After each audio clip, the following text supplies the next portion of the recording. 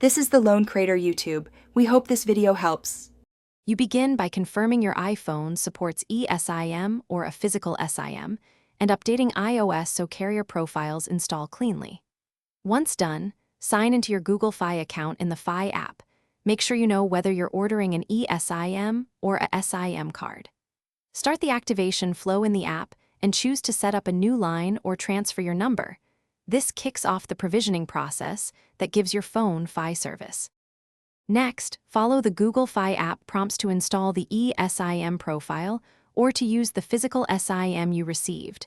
If the app provides a QR code, use settings right arrow cellular right arrow add cellular plan and scan it. Make sure to accept the carrier profile when iOS asks. That step writes the Fi profile to your device. Then, set default voice and data lines, enable data roaming, and Wi-Fi calling if you want continuous coverage across carriers and networks. Finally, restart your iPhone to finalize carrier settings and confirm Google Fi appears in the status bar.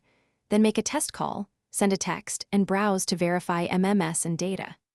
If visual voicemail or Wi-Fi calling needs setup, follow the Fi app prompts. They often finish after the first reboot. If something goes wrong, try airplane mode on and off, remove and re-add the eSIM profile, or contact Google Fi support. That single trouble.